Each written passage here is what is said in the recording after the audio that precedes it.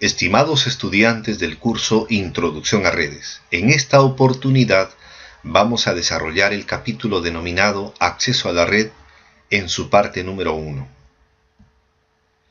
Al finalizar esta parte del capítulo, usted será capaz de describir el propósito y las funciones de la capa física de la red, identificar las características básicas del cableado de cobre, fibra óptica y de los medios de comunicación inalámbricos.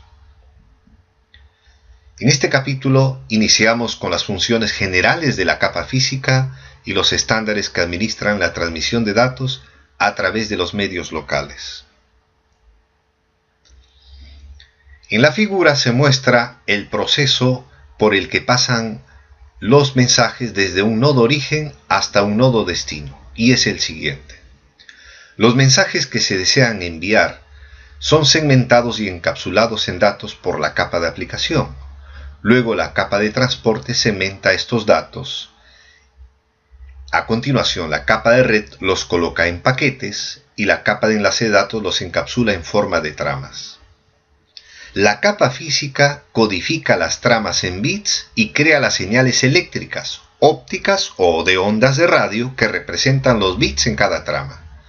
Luego estas señales se envían por los medios de transmisión. La capa física del nodo destino recupera estas señales de los medios, las restaura sus representaciones en bits y pasa los bits a la capa de enlace de datos en forma de trama completa. Y así hasta que el destino obtiene el mensaje. Recordemos que la capa física es la responsable de establecer el enlace físico. Observemos a través de un ejemplo la importancia de esta capa física. En la figura se muestra un router doméstico que funciona como puerta de enlace hacia el Internet y donde se encuentran integrados un switch y un punto de acceso. Observemos esta laptop que desea tener acceso a un sitio web. Antes se debe establecer una conexión física dentro de la LAN hacia el router. Esta conexión física puede hacerse por cable de par trenzado hacia el switch o de forma inalámbrica mediante ondas de radio hacia el punto de acceso. Cuando nos conectamos usando cables, tenemos la ventaja de no compartir el acceso a la red con otros dispositivos, manteniendo de esta manera el rendimiento. Ahora, la dificultad es que nos limita el movimiento al requerir que accedamos desde una posición estática. En el caso de los dispositivos inalámbricos tienen una ventaja, que es la movilidad.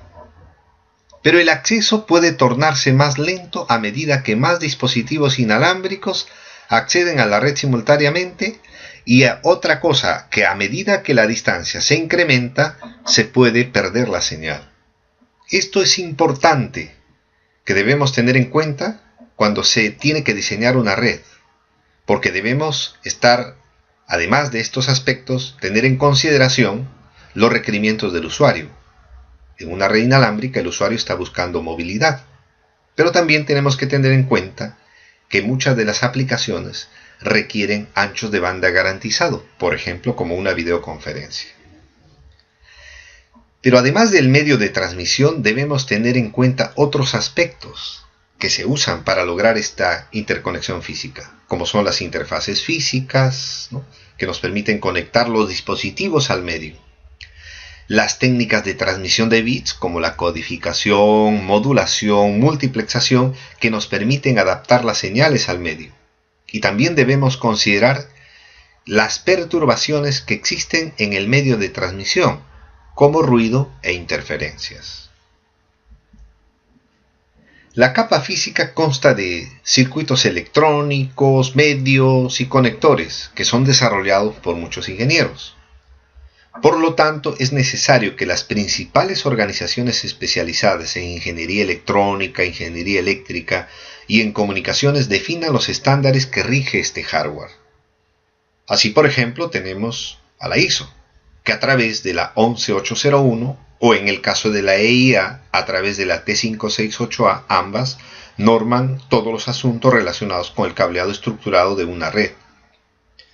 Tenemos otro ejemplo, la I2-T con el estándar G992, ¿no?, que permiten que la red de acceso ADSL nos conecte hacia el Internet a través del restante ancho de banda que permite usar el par telefónico, es decir, la telefonía viaja de 0 a 4 kHz y el ancho de banda restante nos permite llevar señales digitales a través de esta tecnología de acceso denominada ADSL.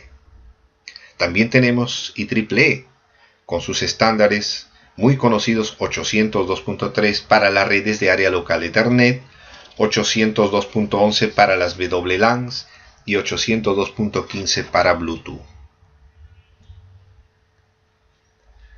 Los estándares de la capa física abarcan tres áreas funcionales. Primera, componentes físicos. Los componentes físicos son los dispositivos electrónicos de hardware, como por ejemplo las tarjetas de red, o también llamadas NIC, las interfaces físicas, los transmisores, los receptores, los conectores, los cables y una serie de materiales que transmiten y transportan las señales que representan los bits. La señal digital que genera la fuente no es adecuada para su transmisión por el medio. Tenemos muchas razones. Por ejemplo, esta señal digital contiene corriente continua, que al propagarse por un medio de cobre, esta señal se pierde. La señal digital que genera la fuente no es adecuada para su transmisión también porque no nos permite extraer la señal de reloj, que es necesaria para lograr el sincronismo entre la fuente y el receptor. No nos permite distinguir entre una larga cadena de ceros o una avería en el medio. Y también tenemos que considerar que el nivel de ruido genera errores en los bits. Entonces, es necesario realizar la codificación. ¿Para qué? Para convertir un conjunto de bits de datos en un código predefinido y adecuado que pueda reconocer tanto el emisor y el receptor y resuelva estos problemas que tiene la señal digital en la fuente. Finalmente, se deben también generar las señales inalámbricas, ópticas o eléctricas que representen los unos y ceros en los medios. Pues la señalización entonces se define como la que genera el tipo de señal que se va a representar a un 1 o va a representar a un 0 en el medio de transmisión. Los diferentes medios de transmisión admiten transferencia de bits a distintas velocidades. Por lo general, la transferencia de datos se analiza en términos de ancho de banda y rendimiento. El ancho de banda digital, es la capacidad de un medio para transportar datos desde un lugar hasta otro en un periodo de tiempo determinado y se mide en bits por segundo. Es un valor teórico que casi no se logra alcanzar. El rendimiento, en cambio, es la medida de transferencia de bits real a través de los medios durante un periodo de tiempo determinado. También se mide en bits por segundo. ¿Cuáles son los factores por los que el rendimiento no suele coincidir con el ancho de banda especificado? Tenemos algunos y vamos a mencionarlos. Por ejemplo, la cantidad de usuarios conectados. Damos el ejemplo en una red inalámbrica. A medida que los usuarios crecen, la disputa por el medio es mayor y por lo tanto se reduce el ancho de banda disponible para cada usuario. Otro elemento es el tipo de tráfico. Por ejemplo, no es lo mismo realizar el envío de un correo electrónico que realizar una llamada por voz sobre IP. Ambos tienen necesidades distintas de calidad de servicio. En el caso de la voz, por ejemplo, es muy sensible al retardo y requiere un retardo mínimo que, por ejemplo, según la OIT, es de 150 milisegundos. Otro aspecto a considerar es la cantidad de tráfico. A mayor tráfico tendremos mayor congestión en los buffers de los dispositivos y el retardo será percibido por los usuarios. Describamos a continuación los medios más utilizados y sus principales características. Tenemos el medio de cobre. Describamos sus características. Las redes utilizan medios de cobre porque son económicos y fáciles de instalar. Sin embargo, se ven limitados por la distancia. Nosotros sabemos que cuanto mayor sea la distancia que recorre la señal va a haber mayor atenuación. Por este motivo, todos los medios de cobre se les pone limitaciones de distancia estrictas que lo dictan los estándares. Por ejemplo, la distancia que se establece para conectar una PC desde un escritorio hacia un switch no debe superar los 100 metros y se recomienda que su longitud mínima sea de 15 metros. En las gráficas se puede apreciar que cuando se transmite una señal digital por un canal de comunicaciones, ésta sufre alteraciones debido a que existen muchas perturbaciones que podrían generar errores en el lado del receptor. Un problema que podría distorsionar y dañar las señales de datos que transportan los medios de cobre es la interferencia de señales. Tenemos dos: la interferencia de radiofrecuencia, cuyas fuentes incluyen las ondas de radio, la interferencia electromagnética, cuyas fuentes incluyen los dispositivos electromagnéticos como las luces fluorescentes o los motores eléctricos. También se debe tener en cuenta el denominado crosstalk, que se trata de una perturbación causada por la emisión de los campos electromagnéticos que provocan que una señal de un hilo perturbe a la del hilo adyacente. Pero, ¿qué debemos hacer para resolver estos problemas? Para contrarrestar los efectos negativos del crosstalk, los hilos de un par se trenzan para cancelar dicha interferencia. A mayor trenzado, mayor protección. Tenemos el caso del cable UTP, que se muestra en la figura. El cable UTP consta de 4 pares de hilos codificados por colores y que están trenzados entre sí. Además tienen una recubierta con un revestimiento de plástico flexible que los protege contra daños físicos menores y sin ninguna protección metálica.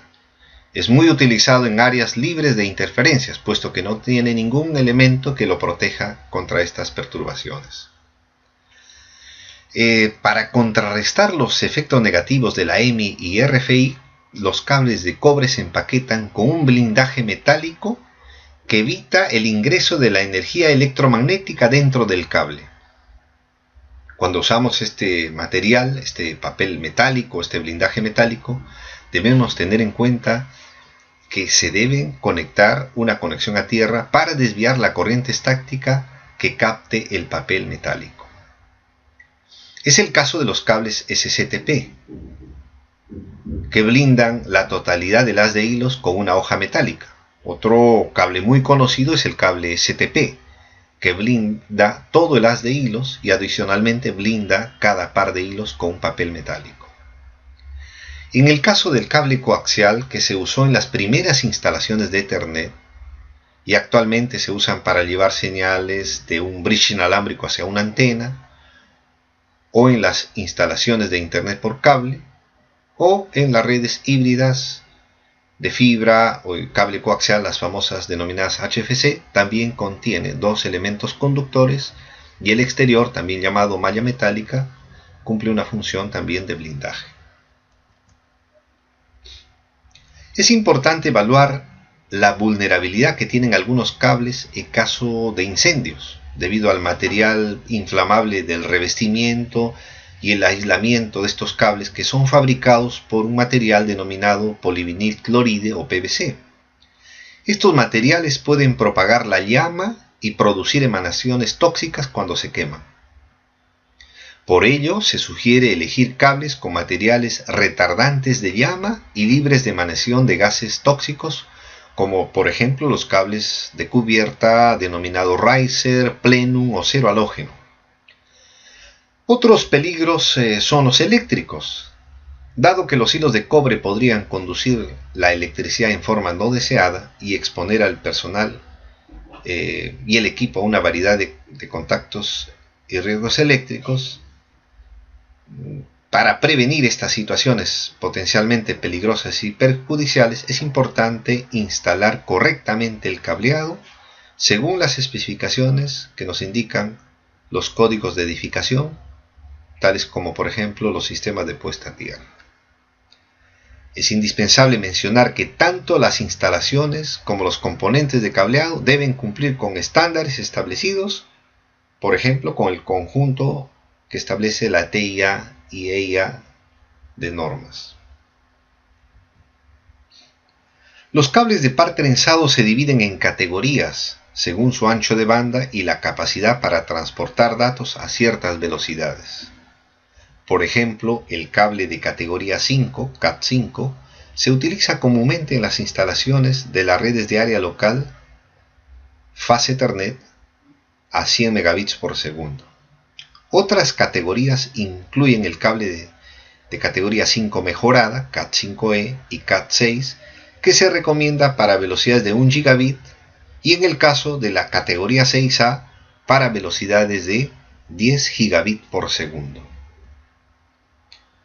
Los cables UTP se terminan generalmente con un conector RJ45 que está especificado por el estándar ISO 8877 o según la EIA, la denominada T568. Estas normas describen la asignación de los códigos de color de los hilos a los pines de los cables Ethernet. El plug RJ45 es el conector masculino, que se conectoriza en el extremo del cable, y el socket es el componente femenino que lo encontramos en los dispositivos de red, en las tomas de telecomunicaciones o en los famosos patch panels. A continuación se indican los principales tipos de cables que se utilizan para realizar las conexiones entre equipos. Tenemos el cable directo o straight through, que es utilizado para interconectar un host con un switch y un switch con un router. Estos cables se terminan utilizando una misma norma a ambos lados del cable. Podemos utilizar la norma T568A o la norma T568B. En el caso de un cable cruzado, que es utilizado para interconectar dispositivos similares, por ejemplo, si queremos conectar dos switches, utilizamos un cable cruzado o crossover.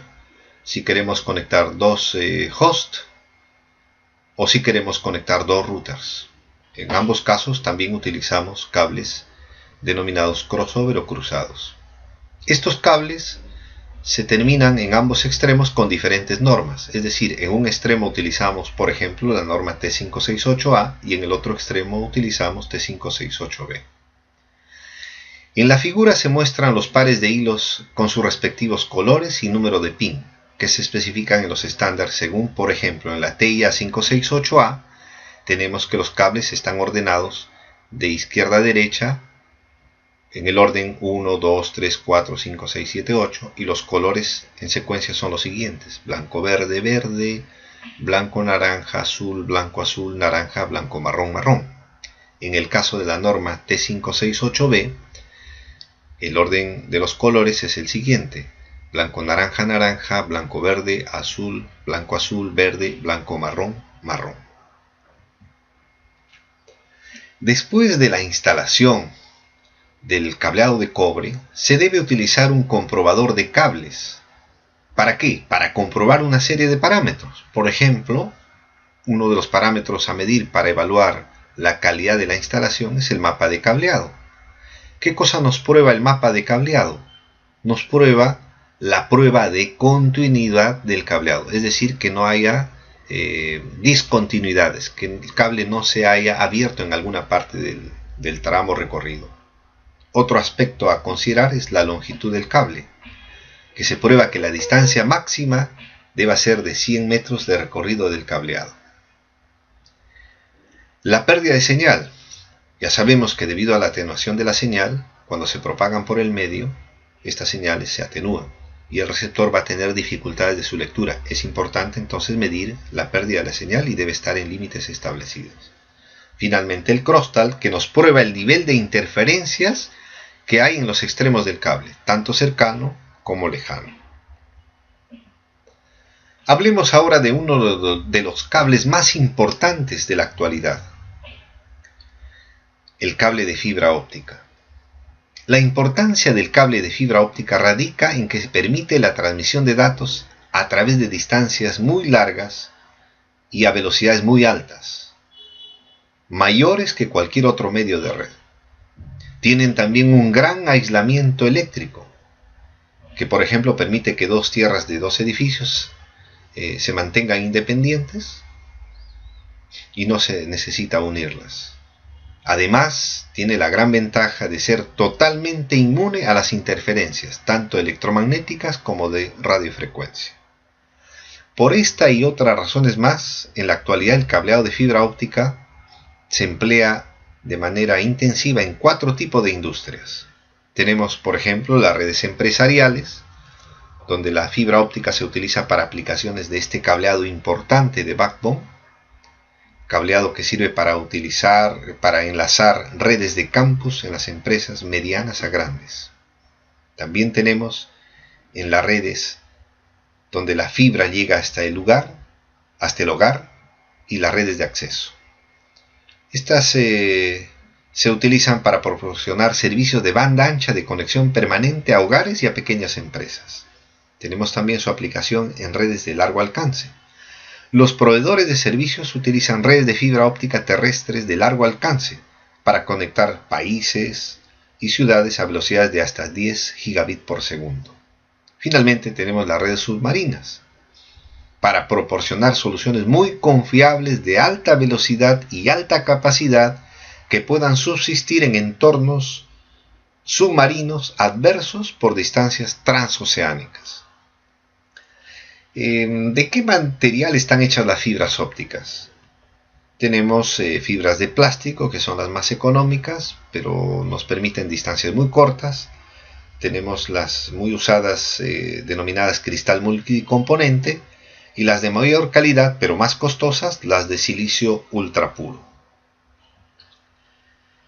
El cable de fibra óptica actúa como una guía de onda o una tubería de luz para transmitir la luz entre los dos extremos de un transmisor y un receptor. La estructura básica de un cable de fibra óptica consta de los siguientes elementos, como lo ilustra la figura. Tenemos un núcleo, que es la parte de la fibra por la que se transporta la luz. Tenemos una cubierta, o denominado cladding, que rodea el núcleo y actúa como un espejo. Esto ayuda a atrapar los pulsos de luz en el núcleo de la fibra, fenómeno al que en física lo conocemos como reflexión total interna de la luz. Y finalmente tenemos el coating o revestimiento, que es un revestimiento de polivinil cloride o PVC que protege al núcleo y la cubierta exterior. ¿Qué dispositivos emiten y recepcionan los impulsos de luz? Los pulsos de luz son generados por los láseres y los diodos emisores de LED o de luz, denominados LED. También se puede utilizar una combinación de ellos, los famosos VEXEL, que son una combinación de los diodos y los láseres. La recepción de los impulsos, sin embargo, lo realizan los fotodiodos, y estos son los que convierten en voltajes que pueden reconstruirse en tramas de datos. Los cables de fibra, como se muestra en la ilustración, se pueden clasificarse en 2 tipos. Tenemos al lado izquierdo la fibra óptica monomodo, que consta de un núcleo muy pequeño, que por lo general va de 8.3 a 11 micrómetros, sin embargo se considera un valor típico de 9 micrómetros. Y emplea la tecnología láser, que es muy costosa, para enviar un único haz de luz debido a su diámetro pequeño del núcleo. Estas fibras se utilizan mucho en situaciones de larga distancia, que abarcan cientos de kilómetros, y además estos enlaces tienen muy alta velocidad. En la ilustración al lado derecho mostramos las fibras ópticas multimodo, que constan de un núcleo mucho más grande, 50 o 62.5 micrómetros. Utilizan emisores LED o VEXEL para enviar los pulsos de luz. Específicamente, la luz de un LED o de un VEXEL ingresa a la fibra multimodo en diferentes ángulos. Este tiene un diámetro del núcleo mucho mayor. Se usa mucho en las redes de área local, ¿no? debido a que se puede alimentar mediante LEDs de bajo costo. Proporciona un ancho de banda hasta 10 gigabit a través de longitudes de enlace que llegan hasta los 550 metros.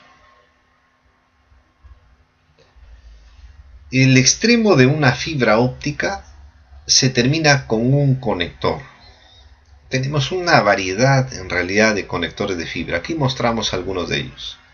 Los de punta recta o ST, que son conectores antiguos de estilo bayoneta, ¿no?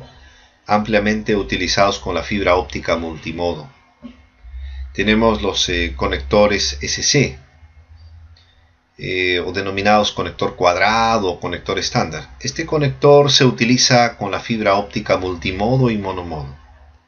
Tenemos un conector de Lucent, el denominado LC, de tamaño reducido, ¿no? Se utiliza con fibra óptica monomodo, también se puede utilizar con la fibra óptica multimodo. Ya que la luz puede viajar en una dirección a través de la fibra, observamos que en la mayoría de conectores se requieren dos fibras ópticas para realizar la transmisión, una para transmitir y la otra para recibir. La terminación y el empalme del cableado de fibra óptica requiere de equipos y capacitaciones especializadas, porque la terminación incorrecta de los medios de fibra óptica puede producir una falla total de la transmisión. Los errores que se suelen cometer cuando se realiza el empalme o la terminación de la fibra óptica son los siguientes. Por un lado tenemos la desalineación de los medios de fibra óptica, ¿no? Que no se alinean con precisión al momento de unirlos. Tenemos la separación de los extremos, cuando no hay un contacto completo de los medios en el empalme o la conexión.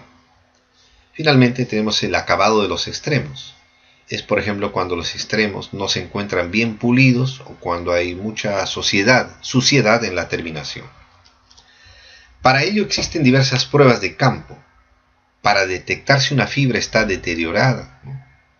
Una rápida, económica y sencilla prueba consiste en iluminar un extremo de la fibra con una linterna muy potente, mientras que en el otro lado se observa la luz de salida.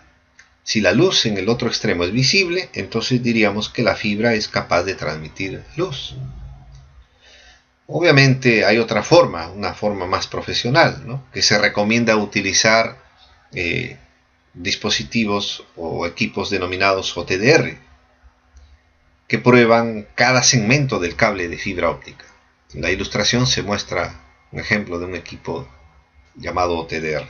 Este dispositivo introduce un impulso de luz de prueba en el cable y mide en el otro extremo la retrodispersión y el reflejo de la luz en función del tiempo. El OTDR calculará la distancia aproximada en la que se detectan estas fallas en toda la longitud del cable. Ahora veamos los medios inalámbricos. Los medios inalámbricos transportan señales electromagnéticas que representan los dígitos binarios, los unos y los ceros, de las comunicaciones de datos. Para ello utilizan frecuencias de radio y de microondas. Los dispositivos tienen que realizar esta conversión de bits a una señal adecuada para ser transmitida a través de una antena. Estos equipos se llaman moduladores y en el otro extremo se tiene que hacer el proceso inverso a través de un demodulador. De todos los medios inalámbricos proporcionan las mayores opciones de movilidad. Esa es su gran ventaja, la movilidad. Pero al momento de implementar este tipo de redes, sí debemos tener en cuenta los siguientes aspectos para tener una buena red funcional. La primera es el área de cobertura. Las tecnologías inalámbricas funcionan muy bien en entornos abiertos, donde no hay obstáculos. Sin embargo, ¿no?, existen determinados materiales de la construcción de las edificaciones, ¿no?, una serie de objetos que tenemos en nuestras instalaciones que limitan la cobertura efectiva, pues impiden su propagación. Otro aspecto a considerar es la interferencia. la tecnología inalámbrica también es vulnerable a la interferencia y puede verse afectada, por ejemplo, por dispositivos que se encuentran dentro de la misma área como los teléfonos inalámbricos domésticos. Algunos tipos de fluorescentes, hornos microondas u otros sistemas inalámbricos que operen en la misma banda de frecuencias. Un aspecto muy importante a considerar al momento de implementar una red inalámbrica es la seguridad. La cobertura de comunicación inalámbrica no requiere de un hilo físico. La señal, por el contrario, se propaga en distintas direcciones. Por lo tanto, puede existir dispositivos y usuarios sin autorización que puedan tener acceso a esta transmisión. En consecuencia, la seguridad de la red es un componente muy importante en la administración de una red inalámbrica.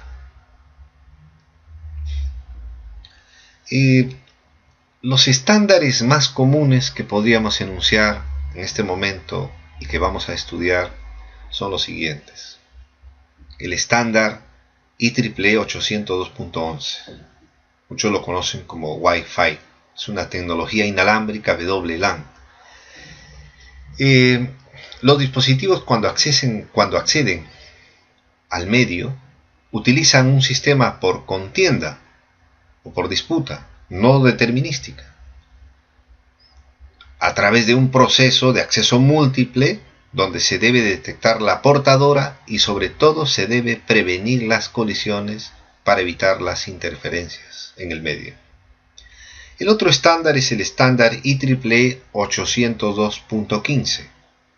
Este estándar que se utiliza en las redes de área personal inalámbrica, las WPAN, comúnmente denominado Bluetooth.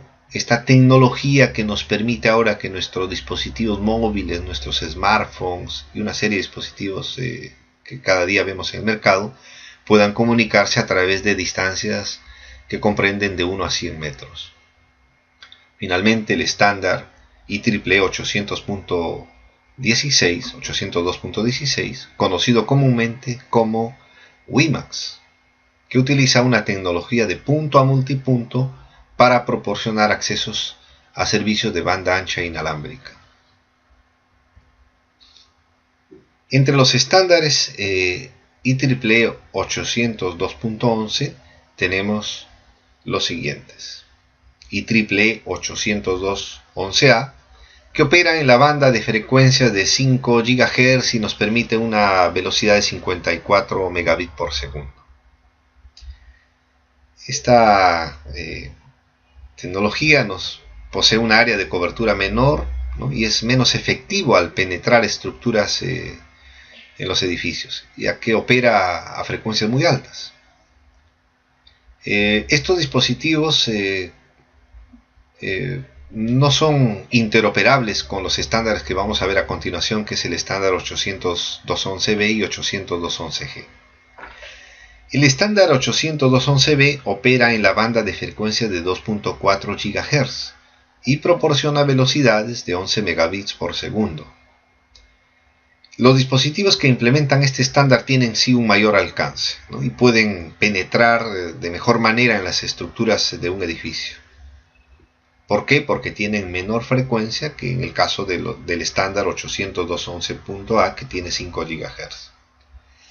En el caso del estándar IEEE 802.11g, que opera en la banda de frecuencias de 2.4 GHz y proporciona velocidades de hasta 54 megabits por segundo, observamos que operan en la misma radiofrecuencia que el estándar 802.11b, por lo tanto se establece total compatibilidad con esta tecnología. En cambio, ¿no?, con el 802.11a no hay compatibilidad debido a que opera en otra banda de frecuencias. Tenemos el estándar 802.11n, que opera en la banda de frecuencias 2.4 y 5 GHz. Tenemos velocidades típicas que van desde los 150 megabits por segundo hasta los 600 megabits por segundo. Tienen un alcance de hasta 70 metros y es compatible con, ¿no?, debido a las frecuencias de 2.4 y 5 GHz, es compatible con los dispositivos 802.11a, B y G anteriores. Tenemos el estándar IEEE 802.11ac, que opera en la banda de 5 GHz y proporciona velocidades que van de 450 megabits por segundo a 1.3 gigabits por segundo, y es compatible con dispositivos 802.11a y n. Y finalmente tenemos el IEEE 802.11ad, también conocido como WiGi. Utiliza una solución de Wi-Fi de triple banda, 2.4 GHz, 5 GHz y 60 GHz, y ofrece velocidades teóricas, ¿no?, de hasta 7 gigabits por segundo, que lo hace muy útil para reemplazar en algunas áreas a las redes cableadas. En esta primera parte del capítulo hemos aprendido que la capa física de OSI proporciona los medios para transportar los bits que componen una trama de la capa de enlace de datos a través de los medios de comunicación de la red.